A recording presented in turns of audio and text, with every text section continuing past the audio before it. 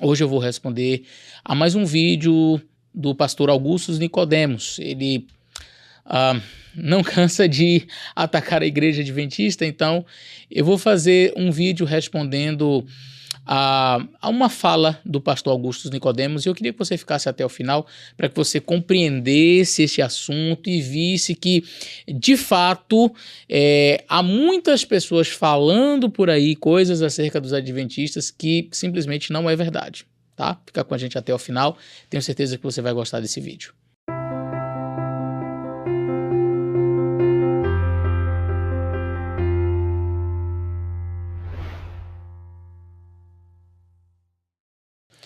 Bom, meus amigos, vamos assistir ao vídeo do pastor Augusto Nicodemos, onde ele cita um texto de Ellen White para tentar mostrar que nós, adventistas do sétimo dia, acreditamos que Jesus tinha pecado. Olha que coisa absurda. Mas nós vamos assistir ao vídeo dele e nós vamos então responder a esta fala, a esse texto naturalmente completamente descontextualizado, e eu vou explicar para vocês detalhadamente como os adventistas pensam acerca deste assunto que o pastor Augusto Nicodemos vai abordar aqui em seu vídeo. Vamos assistir então? Na sua humanidade, Cristo participou de nossa pecaminosa natureza caída. Se assim não fosse, ele não teria sido feito como seus irmãos e não poderia ser tentado como nós fomos. A ideia de que Cristo foi nascido de uma mãe imaculada e sem pecado, eles estão reagindo ao catolicismo aqui, não é? Não a nós, porque a gente também não acredita nisso. A gente não acredita que Maria não tinha pecado. Essa ideia de que não herdou tendências para o pecado e por isso não pecou, remove Jesus do mundo caído e do próprio lugar onde a ajuda é necessária. Em seu lado humano, Cristo herdou exatamente o que todo filho de Adão herda, uma natureza pecaminosa caída. Então, eles ensinam com clareza que Jesus tinha uma natureza pecaminosa caída. Muito bem, esse aí foi o trecho, e lido assim apenas esse texto, sem trazer nenhum tipo de contexto e sem analisar principalmente o que Ellen White escreveu sobre natureza, fica praticamente óbvio que os adventistas acreditam que Jesus ele tinha pecado, afinal de contas uma natureza pecaminosa é algo corrompido, e possuindo Cristo tal natureza seria impossível ele ser um sacrifício perfeito. Não teria possibilidade alguma de Jesus Cristo ser o nosso Salvador. Como pastor, poderemos compreender este assunto? É isso mesmo que os adventistas ensinam? Por que Ellen White então fez esse tipo de declaração falando, pastor, ela falou claramente Jesus tinha uma natureza pecaminosa. E agora? Como é que o senhor vai explicar isto? Eu me entristeço quando eu vejo vídeos desse tipo, principalmente por uma razão. O pastor Augusto Nicodemos, por exemplo, ele tem idade de ser meu pai, ele é uma pessoa já com seus cabelos brancos, é um teólogo fantástico no sentido de ter um conhecimento da teologia, mas quando ele vai falar do adventismo, é notório que ele é extremamente raso. Ele não faz um mínimo de pesquisa, ele não se aprofunda no assunto, ele não busca, que seria tão honesto se o pastor, por exemplo, Augusto Nicodemos, entrasse em contato com um pastor adventista, pode ser eu, o pastor Michelson, pode ser o Leandro Quadros, qualquer teólogo adventista, e perguntado, olha, esse texto de Ellen White, ela fala claramente isso, que explicações você teria para esse texto? Deixa o adventista falar, o adventista vai mostrar para você. Agora, quando isso não é feito, o que acontece? O pastor, além de induzir ao erro em seu vídeo, mente. E eu fico triste em ter que, em um vídeo, falar claro e abertamente que o pastor Augusto Nicodemos está mentindo acerca do adventismo. Isso me deixa triste. Porque eu jamais gostaria, para mim até como se fosse uma falta de respeito, mas muito mais desrespeitoso é você falar de uma denominação inteira sem ter um mínimo de conhecimento sobre ela. E isso me deixa extremamente preocupado. Que tipo de apologética, que tipo de estudos estão sendo feitos hoje para falar de uma denominação? Eu não sou contra que alguém se posicione de forma contrária às nossas doutrinas. Por exemplo, o pastor Augusto Nicodemos pode dizer assim: eu não guardo o sábado. Ok. Por quê? Ah, porque eu li no Novo Testamento isso, no Antigo Testamento aquilo outro e tal, e baseado nisso eu não guardo sábado. Eu posso contra-argumentar e dizer, olha, eu guardo por causa disso, disso e disso, tá tudo certo. O que não pode acontecer é o pastor, por exemplo, fazer como aquele vídeo passado que respondi daquele rapaz com as ideias malucas, dizendo os adventistas do sétimo dia têm até uma tradição oral entre eles que diz que a pessoa que morre sem ter guardado um sábado, a alma dele fica esperando pelo menos uma semana para ele guardar um sábado para depois ir para o céu. Por quê? Porque isso é mentira. Consegue compreender? É mentira. Então, eu, por exemplo, não sou a favor, eu sou contrário à doutrina calvinista da predestinação. O pastor Augusto Nicodemos, ele acredita na doutrina da predestinação. Então, eu vou chegar e argumentar, olha, eu não acredito na predestinação, eu acredito no livre-arbítrio por causa disso, disso, disso, disso e disso. E o pastor Augusto pode contra-argumentar e dizer, por causa disso, disso. Agora, o que eu não posso fazer é dizer assim, olha, os presbiterianos, eles acreditam na predestinação. Inclusive, eles dizem que para ser salvo, todo aquele que é predestinado vai para a igreja presbiteriana, porque lá que tem a verdade. Qualquer calvinista, qualquer pastor presbiteriano vai dizer, pastor, isso é mentira, nós não pregamos isso, percebe? Então eu posso ser contrário a uma determinada doutrina, mas eu não posso mentir sobre o ponto de vista daquela igreja. E o que eu tenho visto reiteradas vezes, e por isso eu estou fazendo este preâmbulo mais firme, é que pastores evangélicos em geral, eu não quero dizer todos, mas quando eu vejo pessoas do cabedal teológico do pastor Augusto Nicodemos fazendo isso, eu me entristeço. Pastores em geral têm feito a mesma coisa. Você pode ser contrário a determinado pensamento adventista, você só não pode mentir. Isso não pode acontecer. Então, nós vamos aqui mostrar claramente qual é o posicionamento da Igreja Adventista. Eu vou mostrar textos de Ellen White para que a gente entenda o que ela disse e entender a expressão natureza pecaminosa. O que Ellen White está falando quando ela menciona natureza pecaminosa? Eu quero começar o nosso estudo lendo para vocês uma passagem bíblica que aparentemente está em contradição, para que você entenda quando eu trouxer o assunto da natureza pecaminosa mencionado por Ellen White, ok? Vamos lá. O primeiro texto que eu quero ler com vocês está no livro de Romanos. Livro de Romanos, capítulo 3, e o versículo 28, diz assim, concluímos, pois, que o homem é justificado, preste atenção na palavra, justificado, pela fé, sem as obras da lei. Qual é a conclusão de Paulo? Concluímos, ele vai concluir. E ele chega a uma conclusão de que o homem é justificado pela fé, sem as obras da lei.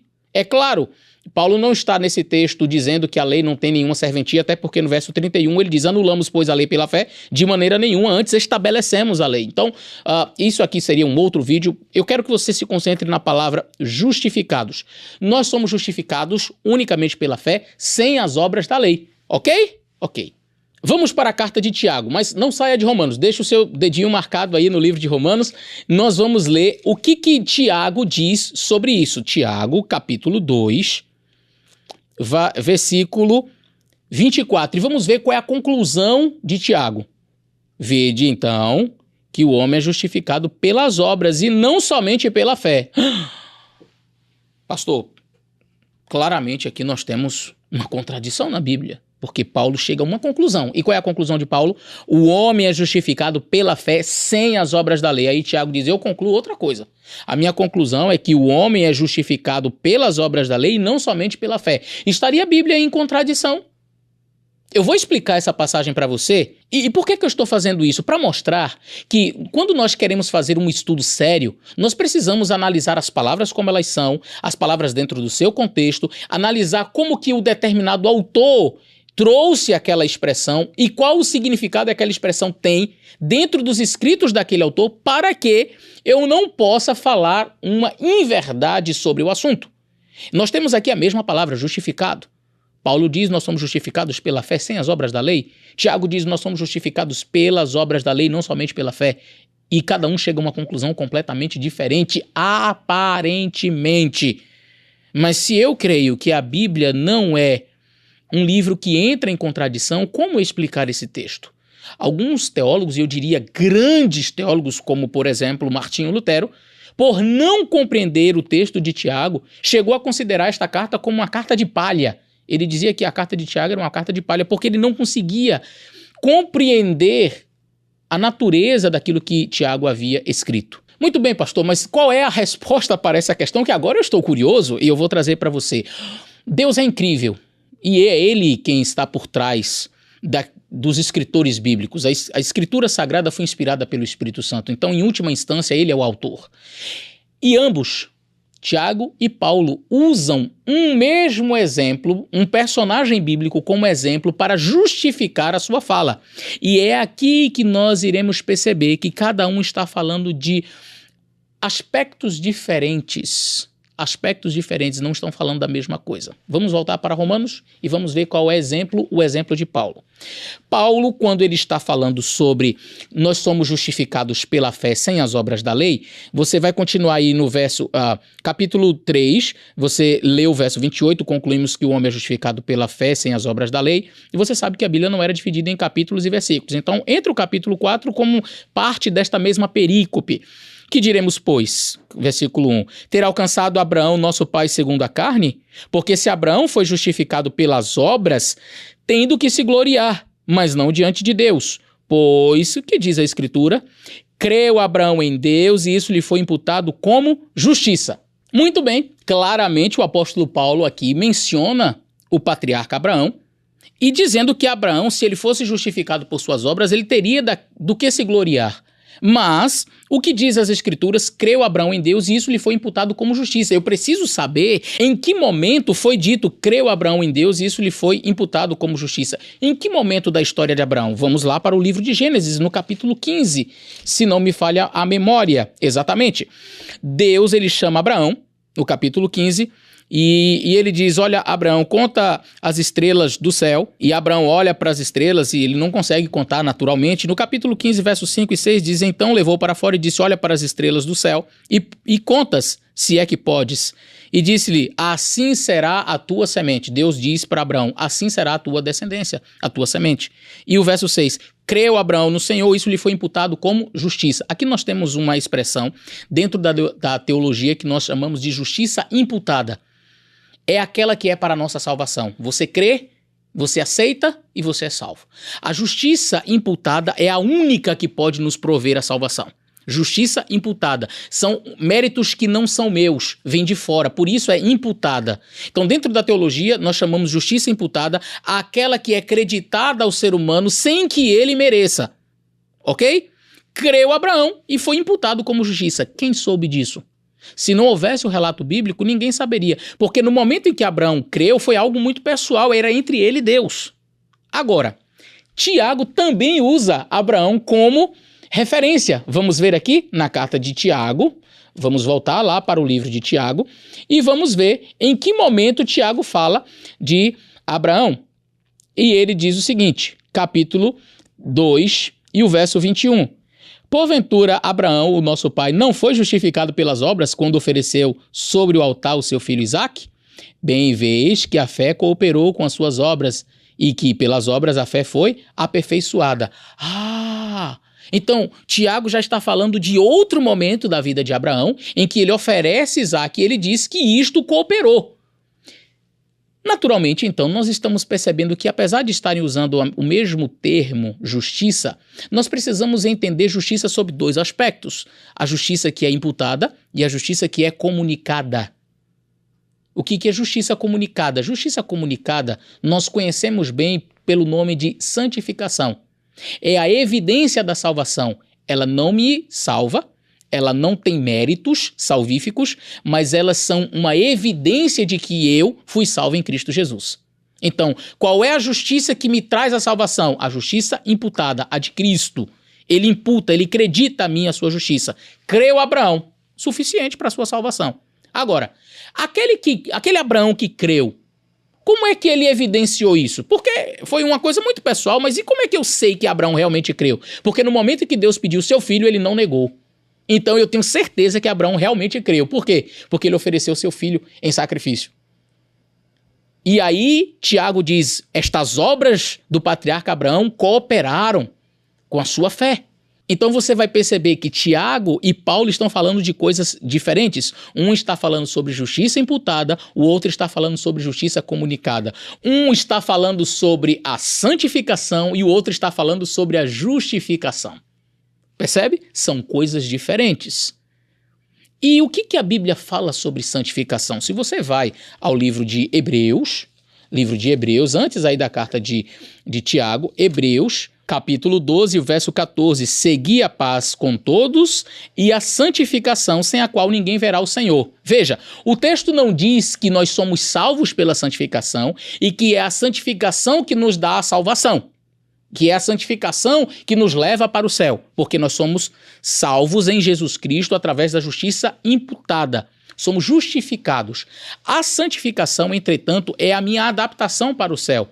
É o viver diário de todo aquele que é salvo. Porque um indivíduo pode simplesmente dizer assim, não, eu sou salvo em Jesus Cristo. Vive bebendo, vive fumando, vive praticando adultério. Eu pergunto, essa pessoa realmente aceitou a justiça de Cristo? Esta pessoa está realmente vivendo como um morador da cidade celestial, como alguém que vai viver na eternidade? Então todo aquele que é justificado também inicia na sua jornada cristã um processo que é conhecido como santificação. É a evidência, a externalização da salvação recebida. Paulo está falando desta salvação. O momento em que você aceita Cristo e você é considerado justo, você foi justificado diante de Deus. Tiago está dizendo assim, tá, esse que foi justificado, ele vai mostrar com as suas obras que ele foi justificado. Eu estou falando, portanto, de santificação. A justiça, mas a justiça comunicada. Você percebeu que o mesmo termo justificados em Paulo e Tiago tem sentidos completamente diferentes? E que se eu não compreender o que é justiça imputada e justiça comunicada, se eu não compreender o que é justificação e santificação, eu posso chegar a conclusões terríveis e achar que Paulo e Tiago estão em contradição, que a Bíblia está em contradição e que, ou se eu fico com Paulo, eu acredito que eu sou salvo só porque eu sou justificado em Jesus Cristo sem as obras da lei, e se eu for ficar com Tiago, eu acredito que eu tenho que ter obras da lei para ser justificado diante de Deus, sendo que um está falando da evidência da salvação e o outro está falando da salvação recebida. Você conseguiu compreender até aqui? Pastor, por que todo este preâmbulo? Porque eu quis mostrar para você como que se faz um estudo sério acerca de uma expressão, para que você tenha a capacidade de, olhando aquilo que está escrito, conseguir discernir o que o autor está querendo dizer. Era necessário? Sim. Por quê? Eu vou apresentar para vocês alguns textos de Ellen White, onde ela usa a expressão natureza pecaminosa, e assim compreenderemos o que ela quis dizer com o texto lido pelo pastor Augusto Nicodemos. E aí você vai chegar a uma conclusão completamente diferente da dele, simplesmente porque você foi honesto, sincero e analisou textos e aquela expressão dentro do contexto mais amplo dos escritos de Ellen White, ok? E só para deixar bem claro como que Ellen White entende este assunto de justiça imputada e justiça comunicada, olha que texto fantástico que ela escreveu sobre esta temática. É imputada a justiça pela qual somos justificados, o texto de Paulo. Aquela pela qual somos santificados é comunicada, o texto de Tiago. A primeira, ou seja, a justiça imputada, é nosso título para o céu. A segunda é a nossa adaptação para ele. Você notou que profundidade? Quer dizer, uma pessoa que nem curso de teologia tinha, ela conseguiu ler Tiago, conseguiu ler Paulo e ela conseguiu entender sobre o que é justiça comunicada, justiça imputada e trazer para nós essa riqueza, de maneira que a Bíblia ela se complementa, ela não entra em contradição. O pastor Augusto Nicodemos leu apenas um texto, mas eu quero ler mais, eu quero ler pelo menos uns 2 ou 3 textos que têm expressões similares para mostrar para você que está me assistindo que nós adventistas não escondemos, nem estamos assim, ai, guarda isso aí que Ellen White falou, não deixa que os evangélicos saibam, não. Nós estudamos, nós conhecemos. E quando nós falamos com propriedade porque lemos. Então eu vou mostrar aqui para vocês e através desse estudo eu tenho certeza que você vai compreender perfeitamente o que ela quis dizer. O primeiro texto de Ellen White é este aqui, onde ela diz que Jesus tomou sobre si a nossa natureza pecaminosa. Uau, pastor, o texto é claro. Ela diz que Jesus tomou sobre si a natureza pecaminosa. Olha esse outro. Ele tomou sobre si a natureza humana caída, sofredora, degradada e corrompida pelo pecado. Pastor, o texto é muito claro, o senhor leu outros textos aí similares ao que o pastor Augusto Nicodemos leu e que corroboram a fala dele. Não corroboram por quê? Na realidade, esses textos, eles são muito próximos daquilo que já estava escrito na palavra de Deus. E eu quero te convidar a abrir a sua Bíblia no livro de Romanos, capítulo 8 e o versículo 3. E a Bíblia vai falar isso, claro. A Bíblia é o nosso guia. Romanos capítulo 8, versículo 3, diz assim: portanto, aquilo que era impossível à lei, visto como estava enferma pela carne, Deus enviou o seu Filho em semelhança de carne pecaminosa. E pelo pecado condenou o pecado na carne.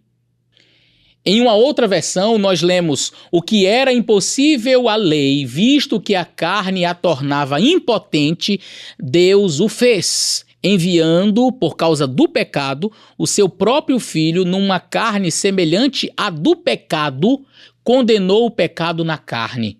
Romanos 8 e o versículo 3. Então, peraí, a Bíblia também está falando isso? Ah, pastor, mas veja bem, o que a Bíblia está falando é que Jesus veio em semelhança de carne pecaminosa. E Ellen White estava falando sobre natureza pecaminosa. E é aqui que está todo o detalhe daquilo que nós precisamos compreender. E eu falei no início do vídeo, como é que Ellen White usava a expressão natureza?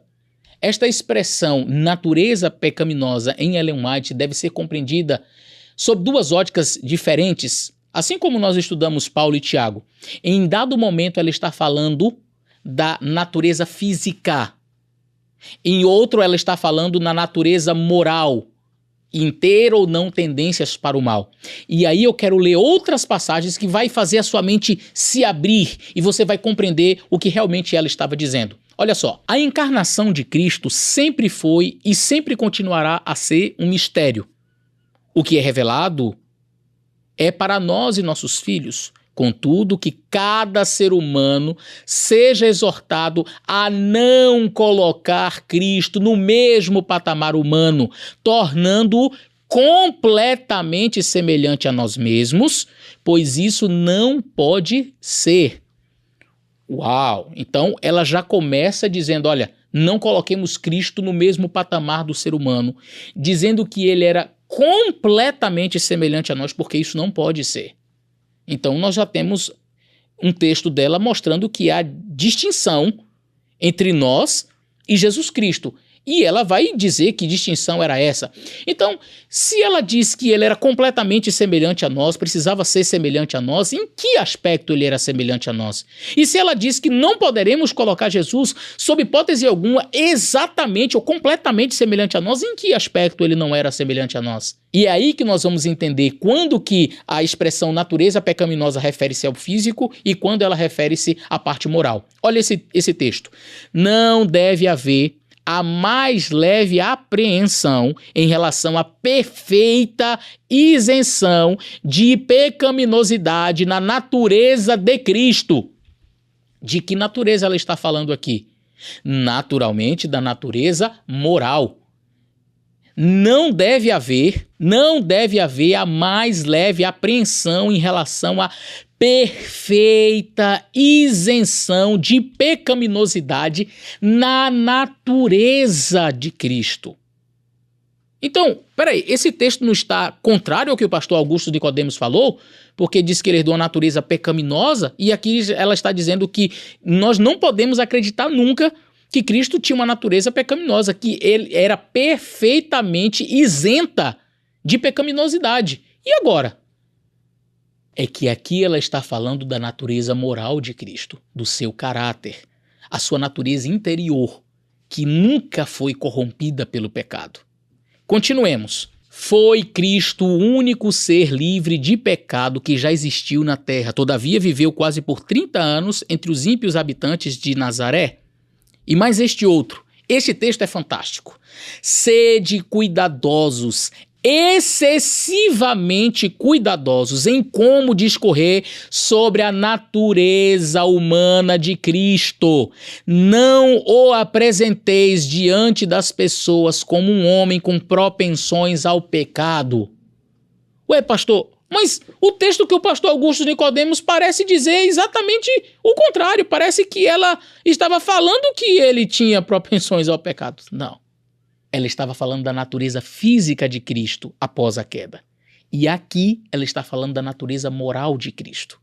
Só que ela usa natureza humana, natureza pecaminosa. E aqui é muito claro, ela diz assim, olha, sede cuidadosos, excessivamente cuidadosos em como apresentar a natureza humana de Cristo. Não o apresenteis diante das pessoas como um homem com propensões ao pecado. E ela continua dizendo assim, ele é o segundo Adão. O primeiro Adão foi criado um ser puro e sem pecado, sem nenhuma mancha do pecado sobre si.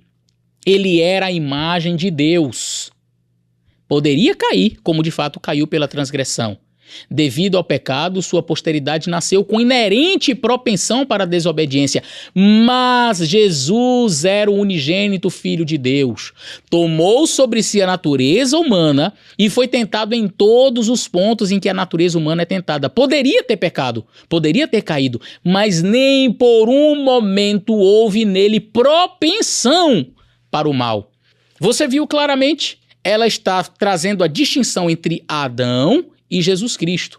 Adão, antes da queda, não tinha propensões para o pecado. Mesmo assim, ele escolheu cair. Jesus Cristo assumiu a nossa natureza caída física, mas com a natureza moral de Adão antes da queda.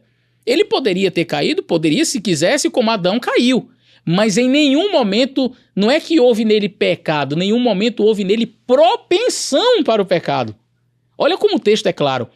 Jesus não teve nele o pecado somente, ele não teve propensões para o pecado. Ah, mas então foi só um teatro? Satanás tentou ele para quê se ele não tinha propensões para o pecado? Adão também não tinha e caiu. Jesus Cristo estava em certa desvantagem em relação a Adão. Adão no paraíso, tudo perfeito, sem propensões inerentes para o pecado e mesmo assim comeu o fruto. Jesus, num deserto, 40 dias sem comer, com uma natureza física, uma natureza pecaminosa de carne, ou seja, com debilidades que nós possuímos, e mesmo assim ele venceu. A sua natureza interior, entretanto, era a mesma de Adão antes da queda. Nós chamamos isso de natureza pré-lapsariana. Ok? Continuemos. Nunca, de forma alguma, deixeis a mais leve impressão sobre as mentes humanas de que a mancha ou a inclinação para a corrupção permaneceram sobre Cristo, ou que ele de algum modo tenha cedido à corrupção. Entendeu, pastor Augusto Nicodemos? Por isso a minha repreensão, porque o que o senhor fez foi exatamente isso, colocou sobre a mente das pessoas a ideia de que nós acreditamos que Jesus tivesse uma natureza pecaminosa no sentido moral, tá? Então, como é que nós podemos entender essa expressão natureza pecaminosa, ou natureza humana caída, ou natureza humana que Ellen White usa por diversas vezes, referindo-se a Cristo? Nós temos em Cristo duas naturezas. A natureza humana física, que ele herdou de Adão após a queda. Adão foi criado perfeito, sem sentir dor, sem sentir fome, sem sentir cansaço, ok? Isto é a natureza física de Adão antes da queda. E a natureza moral de Adão? Também. Sem pecado, sem propensões para o pecado. Adão teria que se esforçar para pecar. Nós temos que nos esforçar para não pecar. E Jesus Cristo? Jesus Cristo não era exatamente como Adão antes da queda e não era exatamente como Adão depois da queda. E por quê? Porque em Jesus Cristo nós temos uma natureza moral perfeita, isenta de pecado e de tendência para o pecado, de propensões para o mal, ele não possuía. Eu li o texto aqui, li vários textos claramente que demonstram isso. Então, quando Ellen White fala sobre a natureza de Cristo ser completamente isenta de propensões para o mal, está falando da sua natureza moral. Mas a pergunta, quando a Bíblia fala que Jesus veio em semelhança de carne pecaminosa, e quando Ellen White fala sobre a natureza pecaminosa, ela está falando do aspecto físico. A pergunta é, como podemos entender esta natureza pecaminosa? Jesus tinha uma carne passível de morte, senão ele não teria como morrer. Jesus sentia dor, Jesus sentia frio, Jesus sentia cansaço, Jesus sofria em sua carne, em sua natureza física. Pergunto, sentir dor é pecado? Não, não é. Mas é resultado do pecado? Sim. Sentir fome, sentir cansaço, sentir frio, sentir tristeza é pecado? Não. Mas é resultado do pecado? Sim. Portanto, dentro da teologia, nós dizemos que Jesus foi afetado pelo pecado, mas não infectado pelo pecado. E é isso que Ellen White está dizendo. Quando ela fala de natureza pecaminosa que Jesus possuía, está falando da natureza física. A mesma coisa que Romanos 8, verso 3. Ele veio em semelhança de carne pecaminosa. Por quê? Porque ele precisava condenar o pecado na sua carne. Como é que Jesus ia morrer se ele viesse com a carne que não era possível morrer?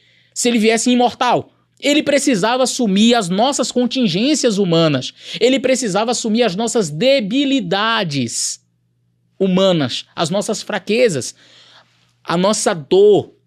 Essa carne que é possível ser maltratada. Este corpo que é possível passar pela morte.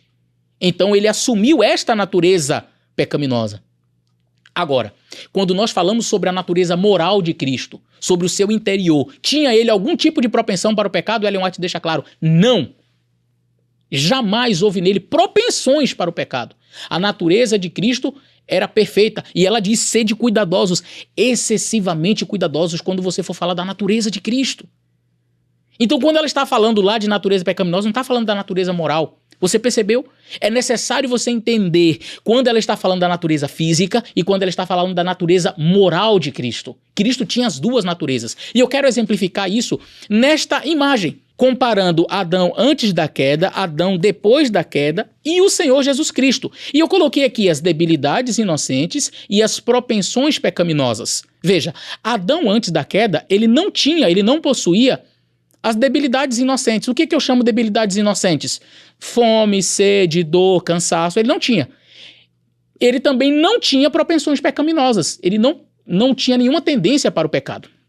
Agora, depois da queda, Adão passou a ter as duas coisas. As debilidades inocentes, dor, sofrimento, morte e também propensões para o pecado. Jesus Cristo, quando veio, por isso ele era o monogenese, ele era o unigênito, ele era o único da sua espécie, ele possuía as debilidades inocentes, no sentido de ter fome, sede, cansaço, dor. Esta é a natureza pecaminosa, esta é a semelhança de carne pecaminosa que Paulo fala em Romanos 8, verso 3. Esta é a natureza pecaminosa da qual Ellen White falou. São as debilidades inocentes. Mas Cristo tinha a mesma natureza de Adão antes da queda no sentido de propensões para o pecado. Ele não possuía propensões pecaminosas. Em Cristo não havia tendência para o mal, não havia tendência para o pecado. Em sua natureza moral ele era perfeitamente isento de pecado. Percebeu? Jesus Cristo era único. Eu quero ler mais um texto de Ellen White para você. Olha o que ela diz. Ele é nosso exemplo em tudo. É um irmão em nossas fraquezas, mas não em possuir idênticas paixões.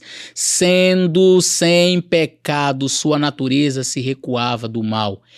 E outro, Cristo não possuía a mesma deslealdade pecaminosa, corrupta e decaída que nós possuímos, pois então ele não poderia ser um sacrifício perfeito. Veja como esse texto é perfeito. Ao mesmo tempo em que ela falou, como eu li anteriormente, ele tomou sobre si a natureza humana caída, sofredora, degradada e corrompida pelo pecado, agora ela diz, Cristo não possuía a mesma deslealdade pecaminosa, corrupta e decaída que nós possuímos, pois então ele não poderia ser um sacrifício perfeito. Não parece que esses textos estão se contradizendo?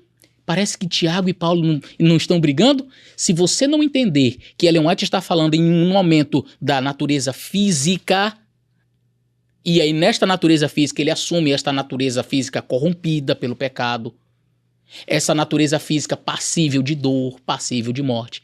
Mas quando ela vai falar sobre o aspecto moral, sobre o caráter de Cristo, sobre as suas propensões, ela diz, opa, aqui não. Aqui ele não possuía a mesma deslealdade pecaminosa, corrupta e decaída que nós possuímos. Porque se ele possuísse, Jamais ele teria como ser um sacrifício perfeito. Ficou claro, pastor Augustus? É isso que necessitava. Já que vai falar sobre Ellen White, como ela fala sobre a natureza de Cristo, como é que os adventistas acreditam, seria bom se o senhor tivesse feito pelo menos um estudo sério sobre o assunto. E aí, talvez fosse bem interessante se o senhor tivesse lido este livro, porque tudo aquilo que eu estou falando está aqui.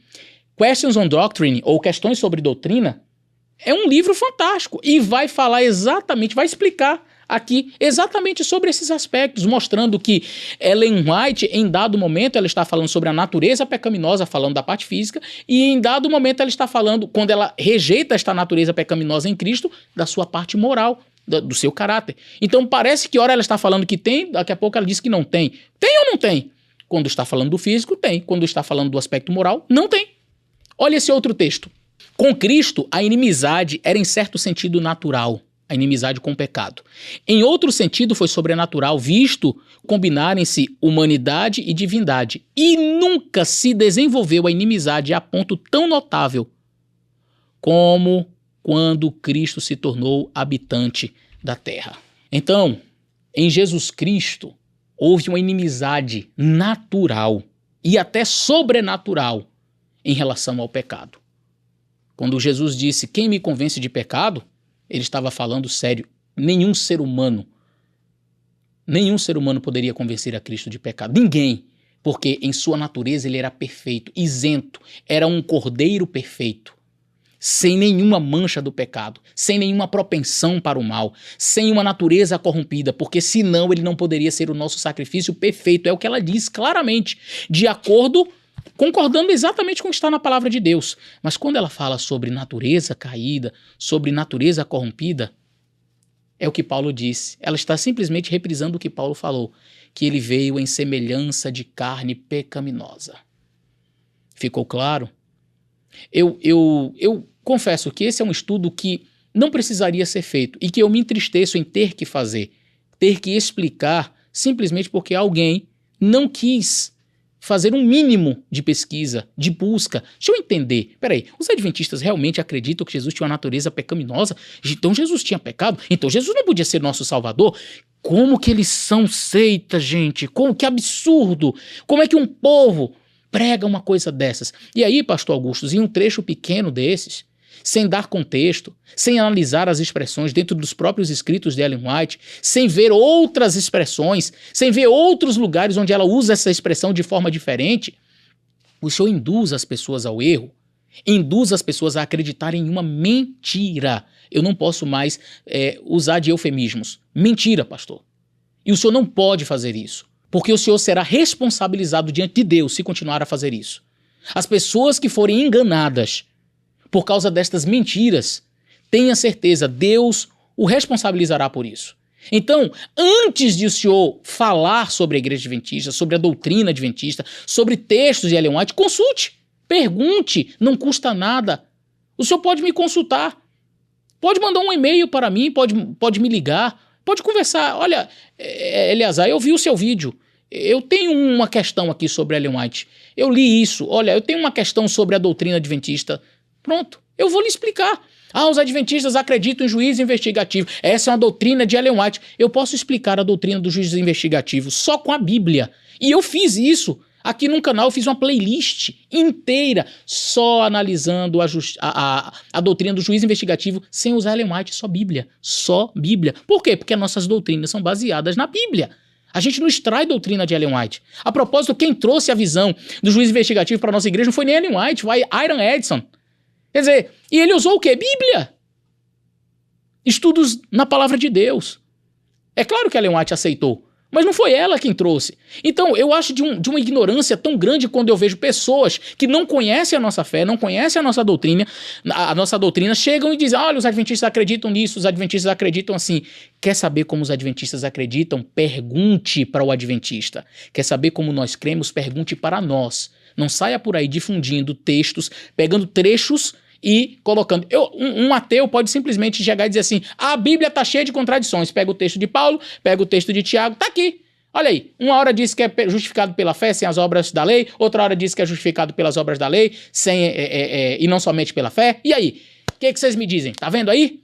Eu vou dizer, coitado deste ateu. Ele quer colocar a Bíblia em xeque, mas ele não fez um estudo mínimo para entender o que é justiça comunicada, justiça imputada, o que é santificação, o que é justificação, o que Paulo está dizendo e o que Tiago está dizendo. Simples. E eu expliquei aqui.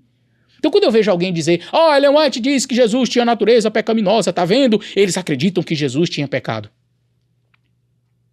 Eu digo a mesma coisa, você não fez uma pesquisa mínima.